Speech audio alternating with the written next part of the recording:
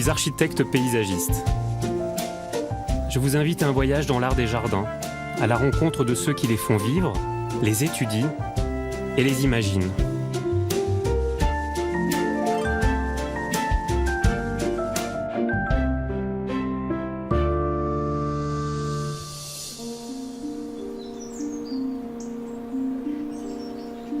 Au début du XXe siècle, la Côte d'Azur change de visage. L'arrivée du train permet aux grandes fortunes d'Europe de s'y établir en villégiature. De Nice à Menton, ils profitent de la douceur du climat pour créer de magnifiques jardins.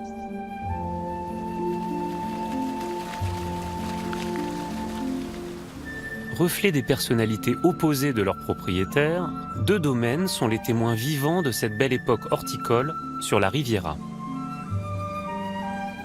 Ils incarnent deux visions radicalement différentes de l'art du jardin. Délicat et isolé, le jardin Serre de la Madone est à l'image de son créateur, le Major Johnston, un Anglais d'adoption passionné de botanique.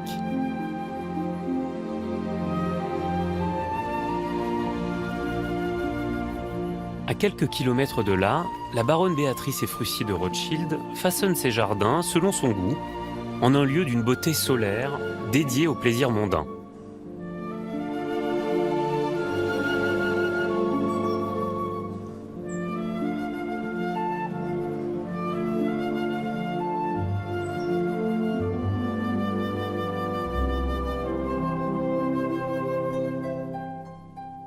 Béatrice de Rothschild aménage son jardin entre 1905 et 1912, telle la proue d'un navire sur la péninsule de Saint-Jean-Cap-Ferrat.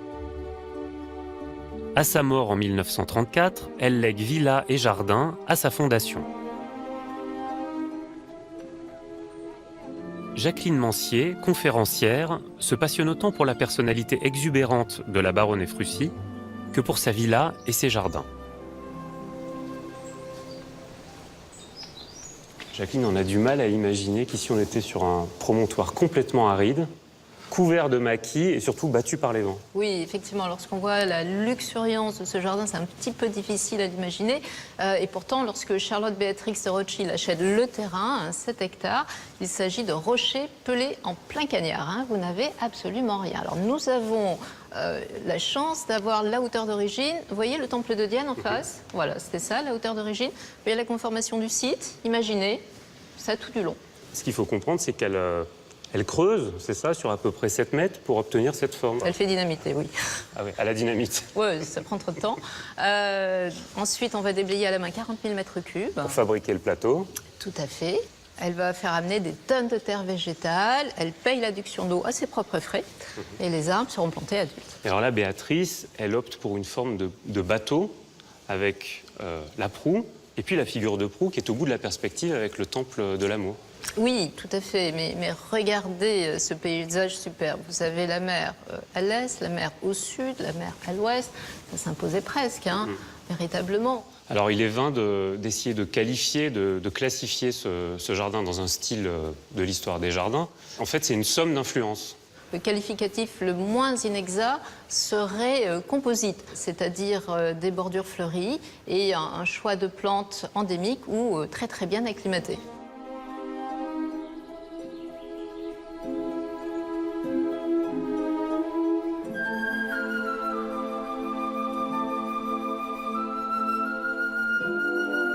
Les jardins de la villa Ephrussi de Rothschild sont installés sur la crête d'une colline qui domine la mer.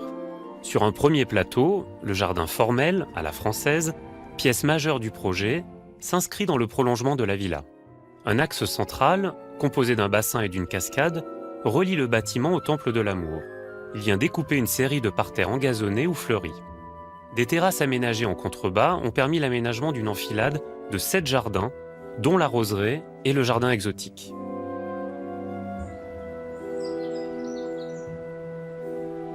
Les jardins Ephrussi de Rothschild rassemblent des plantes exotiques des 4 coins du monde. Chef jardinier, André Castellan en prend soin. Alors on est dans un jardin formel, André, mais N'empêche que pour un jardin formel, il a quand même des airs de jardin exotique, puisqu'on a des palmiers et puis des cycas avec 2 sujets remarquables. Là, on est en présence du Cica revoluta. Là, c'est une femelle. Alors ça, c'est une inflorescence. Et ce qui est magnifique, c'est qu'en fait, ce sont des ovules externes. C'est une plante qui n'a pas évolué depuis la préhistoire, qu'on appelle une plante fossile. De l'autre côté, il y a un plant mâle avec un cône rempli de pollen. À un certain moment, je pense que l'ovule doit être, féconde, elle doit être poreuse, elle absorbe le pollen et là, elle devient graine. Parce que si on met ça en terre, ça ne va pas germer, il n'y a pas de germe, voilà. C'est une ovule. Et celui qui fait des cônes là-bas, voilà, c'est le sujet mâle. C'est le sujet mâle, avec le cône qui est rempli de pollen et qui va féconder l'ovule vers le mois de juin. Comme les kiwis en fait, on a vraiment besoin d'un sujet mâle et d'un sujet femelle. Tout à fait. Il n'y a pas de reproduction sur un seul sujet. Non, pas du tout. À travers la grande diversité des essences, les jardins et fruits de Rothschild invitent à un voyage autour du monde, d'Espagne en Italie, du Japon au paysage des tropiques.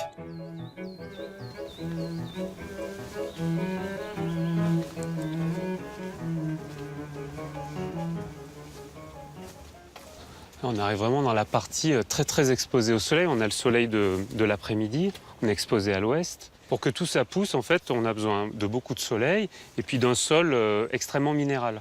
Tout à fait. Alors ce qui est important, c'est ce qui est joli, parce qu'on essaye toujours de reproduire un milieu. Parce qu'en fait, un jardin exotique, qu'est-ce que c'est? Le jardin exotique, il est composé de plantes succulentes. Là, vous prenez une feuille d'Oscularia. Ouais. La réserve d'eau ou de sucre, elle est dans la feuille.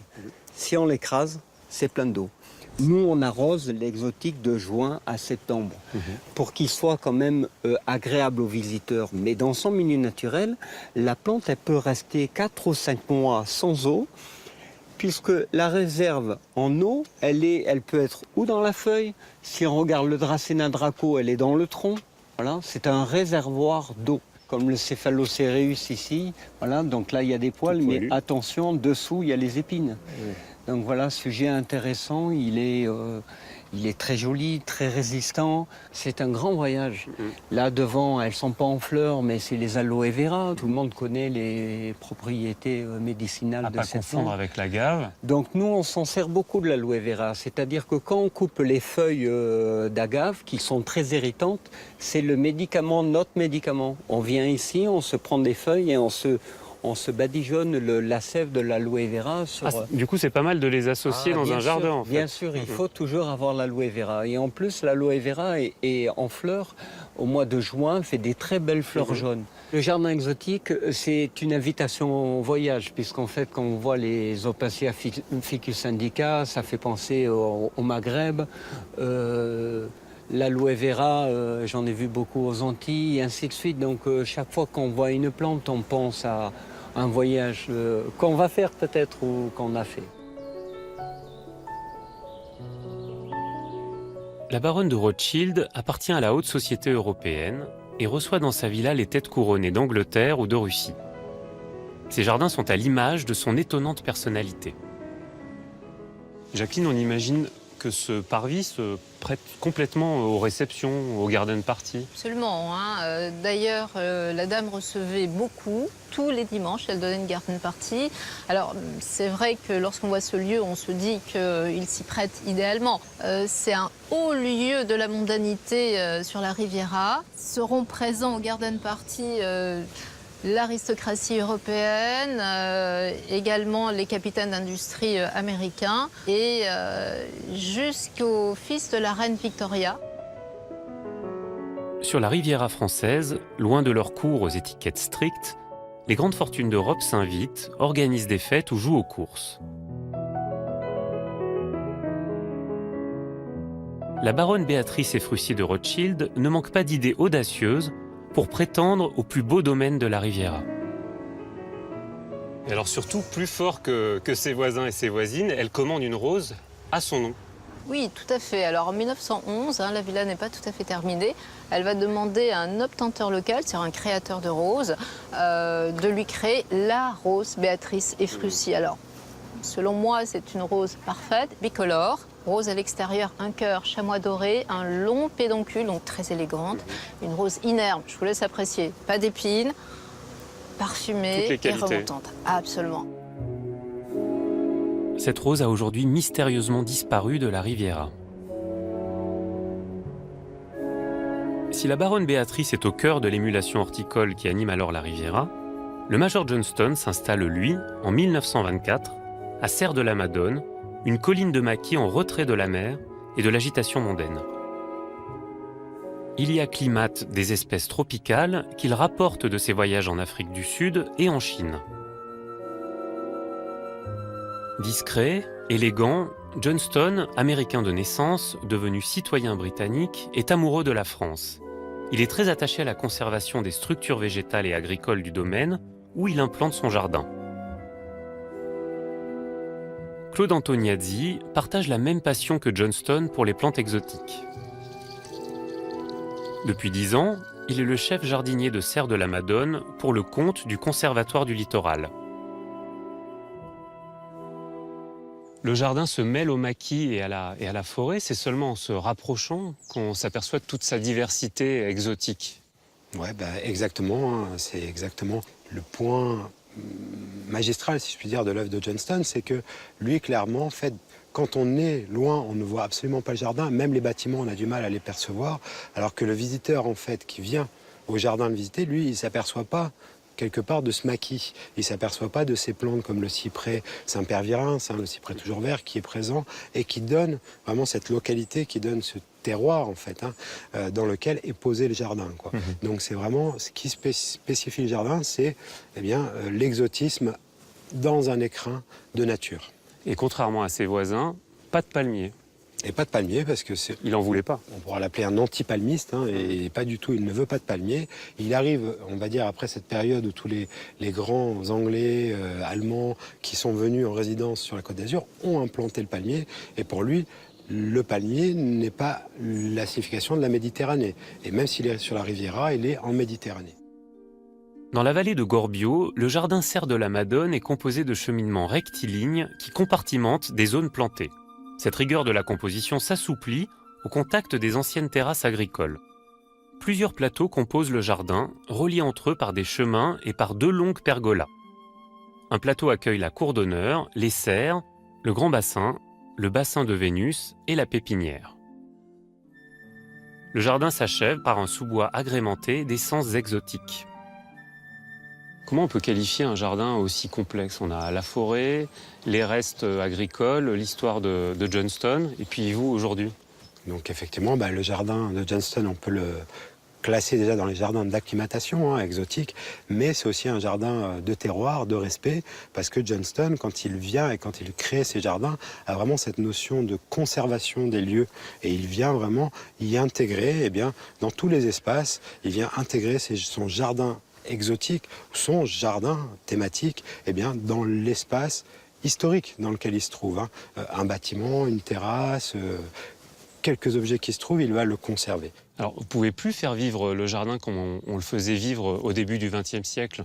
C'est-à-dire que vous n'avez plus toute cette profusion de pépiniéristes, tous ces jardins qui étaient là avant et qui sont en train de disparaître aujourd'hui et qui étaient probablement des zones d'échange, des lieux d'échange extraordinaires.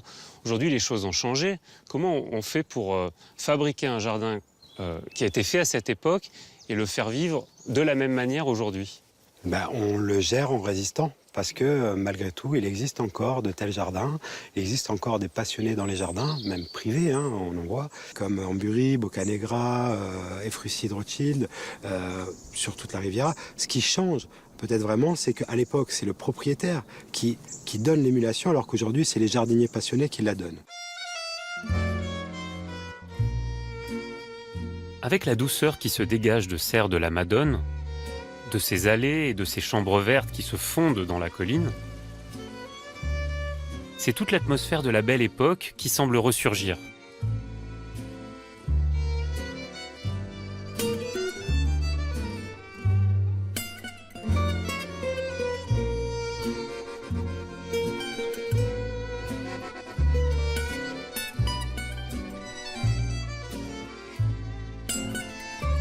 Patricia Béguin est conférencière et responsable du patrimoine de la ville de Menton. L'arrivée de cette ligne de train entre Paris et Marseille va tout changer. Ah ben oui, c'est une vraie révolution, un progrès technique considérable, puisque avant 1869, on vient en calèche, en diligence, il faut en moyenne 21 jours pour faire la liaison Paris-Menton, alors que là, nous ne sommes plus qu'à 24 heures de la capitale. C'est quand même un progrès extraordinaire. La deuxième étape de cette conquête du sud de la France, c'est la villégiature, c'est les propriétaires qui viennent acheter des maisons, des villas sur la Côte d'Azur. Effectivement, c'est en fait les Anglais qui sont venus dans un premier temps pour des raisons de santé, dans les palaces, ont bien compris dès le début qu'il y avait ici un microclimat. Et ils sont passionnés de botanique. Dans les colonies, ils ont découvert une végétation extraordinaire, luxuriante, que nous, Européens, nous ne connaissions pas. Ils ont envie de recréer ces petits paradis terrestres et impossible pour eux de le faire à l'hôtel. Donc ils vont commencer à acquérir des parcelles, construire des villas et les entourer de jardins. Et par ailleurs, en s'installant ici, il échappe aux embruns maritimes pour pouvoir installer, acclimater ces plantes exotiques. On est sur un coteau, l'exposition est relativement bonne et surtout on est dans une vallée qui est fermée. Donc cette vallée est relativement protégée et en dehors du quartier de Garavant, c'est l'endroit où le microclimat est le plus intéressant. Et comme son intérêt, c'est quand même l'acclimatation, introduire des plantes exotiques, tropicales, eh bien, il a cet intérêt pour le climat, donc pour cet endroit. Progressivement abandonnée après la mort du major Johnston, Serre de la Madone est depuis 30 ans la propriété du Conservatoire du Littoral, géré par la ville de Menton. Benoît Bourdeau a été le chef jardinier chargé de sa réhabilitation au début des années 2000. Et alors là, cette allée, par exemple, c'est vraiment le fruit d'une réflexion sur les nouvelles plantations. Alors, il n'y a pas de plan de plantation de l'époque de Johnston. On a simplement des documents, photos, témoignages, etc. On sait par exemple que cette partie du jardin était consacrée à cette famille de plantes de Proteaceae, qui sont des plantes d'Afrique du Sud. Il y en avait à l'époque de Johnston. Elles ont disparu pendant la Seconde Guerre mondiale. Et il a été décidé, dans le projet de restauration, tout naturellement, de les réintroduire. Et par ailleurs, quand un jardin est abandonné, généralement, on remarque très rapidement que le sol a tendance à s'enrichir. Et des feuilles qui s'accumulent, ça fabrique un sol très riche, c'est ça? Tout à fait. Et c'est ce qui s'est produit ici. Ces années d'abandon ont permis d'accumuler une épaisse couche de matière organique sur le sol et qui a permis d'enrichir considérablement le sol. Alors je suppose que les haies et puis les arbres ont dû prendre des proportions conséquentes qu'il a fallu aussi entretenir et gérer. Les arbres, notamment pendant les années d'abandon, se sont considérablement développés. Les photographies d'origine montrent que le paysage était très vide devant la maison, notamment. Très ouvert. Très ouvert. Aujourd'hui, c'est un atout d'avoir ces grands arbres autour du jardin parce qu'ils permettent de bloquer les vues sur le paysage alentour qui a été beaucoup construit les dernières décennies par des immeubles et des villas notamment. Benoît, ici on a des éléments structurels qui étaient probablement antérieurs à Johnston et qui ont résisté. Oui, alors toutes ces terrasses agricoles étaient plantées de citronniers, de vignes. À l'époque? À l'époque, avant Johnston. Et dans certaines parties du jardin, il les a conservés.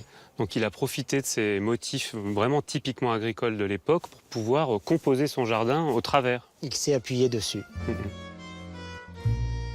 Aujourd'hui, Claude poursuit le travail de réhabilitation du jardin selon l'esprit de Johnston, grand collectionneur de plantes exotiques.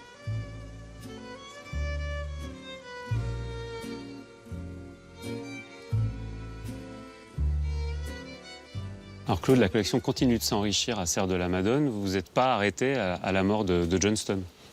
Non, effectivement, quand le conservatoire a racheté le domaine, les jardiniers se sont vraiment investis à restaurer en fait ce patrimoine, toute cette collectionnite aiguë qu'avait Johnston en fait en créant son jardin. Et donc c'est vrai que depuis 2005, 2004, 2005, on plante 200 à 300 espèces, variétés différentes par an. Donc aujourd'hui, quand vous récupérez vos semis, vous commencez par les préparer dans la serre qui est là-bas. Ensuite, vous passez directement à la pépinière pour les habituer au climat. Puis l'étape qui suit, c'est l'étape de l'installation dans le jardin. Voilà, donc vraiment les semis. Alors ça peut prendre entre 6 mois 1 an, hein, voire 2 ans pour les plantes un peu plus frileuses ou rigoureuses. Hein. Et puis après, on va les implanter dans le jardin à raison de 1 à 3 plantes par espèce différente. Alors il y a une plante qui est assez emblématique de la grande collection de serres de la Madone, c'est le Mahonia. Oui, le Mahonia, donc là on en a ici. plusieurs. Hein, Ouais. ouais. Celui-là, moi, je le connais pas. Alors celui-là, c'est Eurybracteata, Ouais. Mahonia Eurybracteata, qu'on appelle souvent le Mahonia fougère, parce que de loin, il a vraiment cet aspect fougère, les jeunes feuilles sont cuivrées. Et c'est vrai que souvent, on voit plus souvent chez nous en France l'Aquifolium, Voilà. le Charity. Ça, c'est des plantes qui auraient pu intéresser Johnston. Lui, il était là en plein hiver. Bah ça, de toute façon, ça c'est une collection. Les Mahonia, si on a cette collection aujourd'hui, c'est parce que Johnston, dans les plantes vraiment emblématiques du jardin, il y a le Mahonia du Cluxiana, qu'on appelait anciennement le Mahonia du Siam, hein, que Johnston a ramené justement d'une de ses expéditions au Yunnan. Et c'est un des Mahonia les plus grands hein, qui existent sur la planète, qui a l'avantage de fleurir en hiver. Alors ça, c'est tout à fait une autre plante. Hein. Ça, c'est une légumineuse qui nous vient du Brésil. Hein. Enfin, en tout cas, celle-ci n'est pas forcément originaire du Brésil, mais d'Amérique du Sud. Hein. C'est une plante qui, adulte, faire des feuilles de 2-3 fois cette taille-là. Ouais. Hein. Donc, il y a vraiment un aspect très exotique. Et celle-ci, bah, par exemple, on ne va pas la planter cette année. Elle a déjà presque 1 an de culture. On la plantera probablement l'année prochaine. Donc l'idée, c'est d'expérimenter leur emplacement. Alors, en fait, bah, c'est bien souvent empirique. Après, il y a quand même un choix paysager. C'est-à-dire qu'on ne va pas mettre un magnolia dans la parcelle des acacias, c'est évident. Mais par contre, il y a l'empirisme, c'est si on a 3 individus, on ne les met pas forcément au même niveau du jardin. Vu qu'il y a quand même 120 mètres de dénivelé dans le jardin, on en met des fois en position haute et en position basse au niveau du jardin. En dialecte mentonais, serre signifie montagne. La serre de la Madone est un lieu escarpé où le relief dicte sa loi. C'est en s'adaptant à cette donnée naturelle du paysage, auquel s'ajoutent les vestiges d'anciennes exploitations agricoles, que le jardin a su trouver sa forme si singulière. Je trouve que beaucoup plus qu'une vallée, ici on a vraiment le sentiment d'être dans un immense amphithéâtre qui donne vraiment ce sentiment d'un jardin refuge et pas vraiment d'un jardin ostentatoire. C'est le cas. Alors, effectivement, on voit très très bien derrière nous l'amphithéâtre montagneux hein, qui protège la vallée et en particulier le jardin. Et c'est ce que Johnston va comprendre très vite. Et c'est ce que je vous disais tout à l'heure, il s'installe ici pour cette raison-là. Et cet endroit, c'est un refuge dans le sens où vous avez constaté qu'on est sur un espace qui est quand même extrêmement pentu. Et sur cette colline, il va aménager des petits espaces plus ou moins intimes, un peu comme des chambres vertes. Et ça correspond tout à fait à son caractère, parce que Lawrence Johnston est quelqu'un qui est quand même extrêmement solitaire. Il se doit d'organiser des mondanités. Il était obligé. Il fallait le faire à cette époque. Il n'a pas le choix. Ouais. Il est dans l'obligation de recevoir dans sa propriété mentonnaise. Alors justement, toutes ces plantes, d'où elles proviennent? Comment il se les procure? Alors, il faut savoir que déjà, sa passion pour les plantes et pour la botanique va naître d'une manière un petit peu curieuse, tout simplement parce qu'il est dans l'obligation de participer à la guerre des Boers, donc qui se tient en Afrique du Sud. C'est un conflit colonial, et à l'occasion de cette guerre, eh bien, il va découvrir une végétation qu'il ne connaît pas, qu'il n'a jamais vue. Donc, c'est quelque chose qui lui plaît énormément, ces nouvelles plantes. Et dès son retour en Angleterre, eh bien, il va partir, organiser presque des voyages d'études pour découvrir d'autres végétaux. Aujourd'hui, on a le sentiment que ce jardin, il est encore incarné. On a l'impression que Johnston, il est encore là. Alors, je ne sais pas si c'est lié à la manière dont les jardiniers l'entretiennent, mais on a le sentiment qu'il y a encore des curiosités, qu'il y a encore des expérimentations, que ça bouge, qu'il y a encore de la place pour d'autres plantes aussi. Oui, je pense que le Major Johnston, quelque part, l'esprit du Major Johnston est encore très présent dans ce jardin. Et je suis sûre qu'il sera encore satisfait de découvrir ce qu'on fait de son jardin à l'heure actuelle.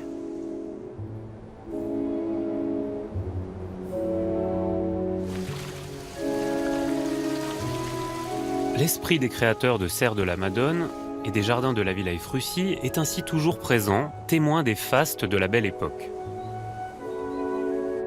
Alors réservés à une élite, ils sont dorénavant ouverts au public dans une volonté pédagogique. Le jardin de la Villa Frusci est maintenu à l'identique, respectant la volonté de sa créatrice.